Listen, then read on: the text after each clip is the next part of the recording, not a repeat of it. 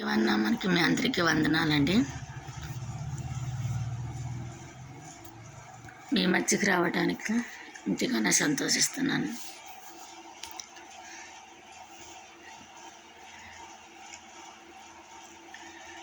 నేను గత 15 రోజుల నుంచి ఏం మాట్లాడతాం అని చెప్పి ఎంతగానో ఆలోచిస్తుంటే దేవుని ప్రేరేపణ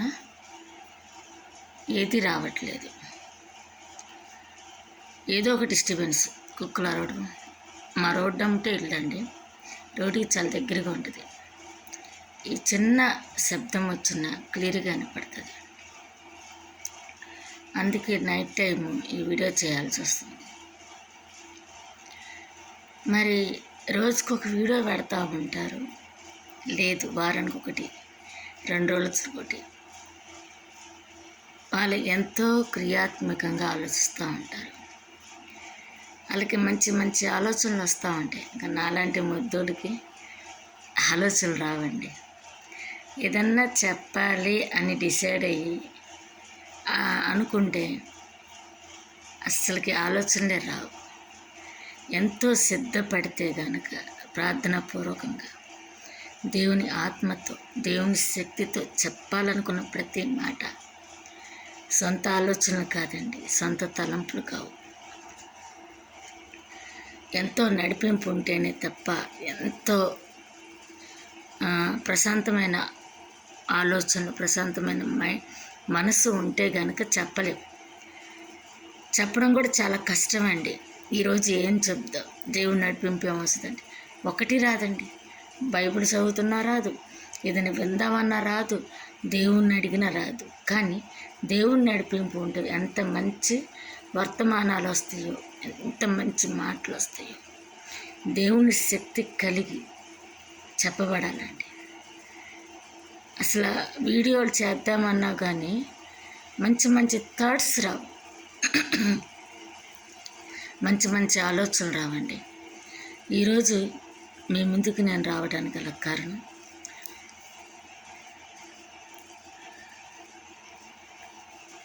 సమూయేలు తల్లి హన్నా చేసిన ప్రార్థన. తనకున్న లోటును బట్టి, తనకున్న సమస్యను బట్టి, తనకున్న ఇరుకును బట్టి, బాధను బట్టి హన్నా శిలోహ మందిరంలో మొరపెట్టుకుంది. ఎంతగానో నిట్టూర్చిందంట, ఎంతగానో కోపోద్రేకంతో ప్రార్థన చేసిందంట. 1 సాముయేలు గ్రంథం 1వ అధ్యాయంలో ఉంటుందండి. తన ఆత్మను కుమ్మరించుకుందంట, తన ఆత్మని నీటి ద్వారా కుమ్మరించుకుందంట. తనకున్న సమస్యను బట్టి, తనకున్న లోటును బట్టి దేవుని సన్నిధిలో ఎంతగానో మొరపెట్టుకుంది. తనకున్న సమస్య ఏంటంటే గుడ్రాలు, పిల్లలు లేని తన భర్తకి 2 భార్యలు ఉంటే, ఒక భార్యకి పిల్లలు ఉండి ఒక భార్యకి పిల్లలు లేకపోతే ఈ భార్యని ఎంతగానో అవమానపరుస్తుందంట, ఇబ్బంది పెడుతుందంట, చాలా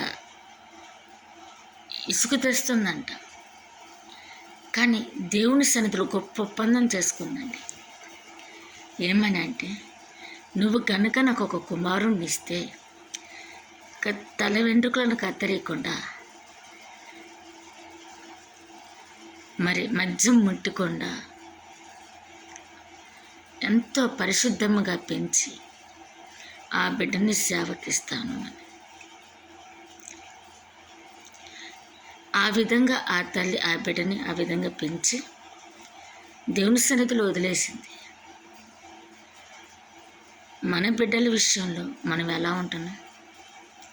మన సమస్య విషయంలో, మన ఇబ్బందుల విషయంలో, మనకున్న లోటుపాట్ల విషయంలో ఎంత పెద్ద కష్టమైనా సరే దేవుని అంత నమ్మకంగా ఉంటున్నాము, దేవుని సన్నిధిలో మొరపెట్టుకుంటున్నాము, ఆ సమస్య తీరే అంతవరకు మన హృదయాన్ని కుమ్మరిస్తున్నాము.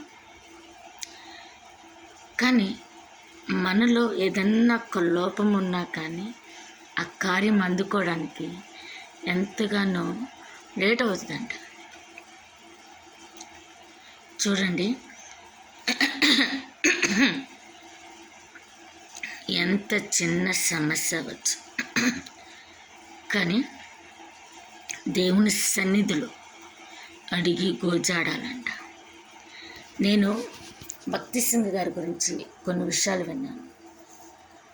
ఆయన ఒక వర్తమానం అందియాలంటే 3 రాత్రులు 3 పగలు ఉపవాసం ఉండి మోకరుడు కన్నీటితో ప్రార్థన చేస్తాడు.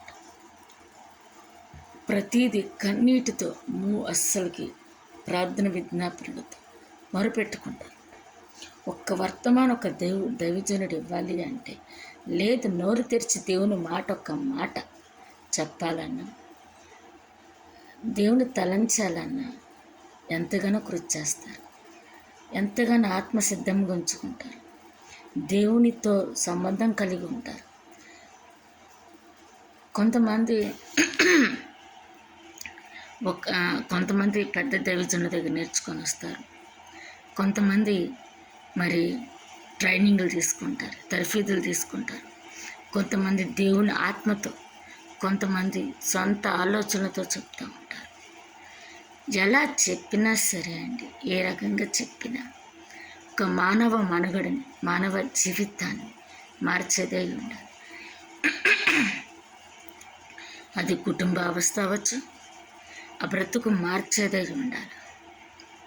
మనం చెబుతున్నాము అంటే వినేవాడి కన్నా చెప్పేవాడికి 2 దెబ్బలు ఉంటాయంట. నేను చెప్తున్నాను అంటే నన్ను నేను సరి చేసుకోవాలి. అంటే ఈ వాక్యము నాతో కూడా దేవుడు మాట్లాడుతున్నట్టే. నాలో ఏమైనా లోపాలు ఉన్నాయేమో, నాలోని సరి చేసుకోవాల్సి ఉన్నాయేమో సరి చేసుకుంటూ ఉండాలండి. దేవుని ఆత్మ ప్రేరేపణ కలిగి ఉంటే సరిగ్గా నిద్రపోలేదు, సరిగ్గా ఒక చోట కూర్చోలేదు, ఈ మనసు కుదురుగా ఉండదు.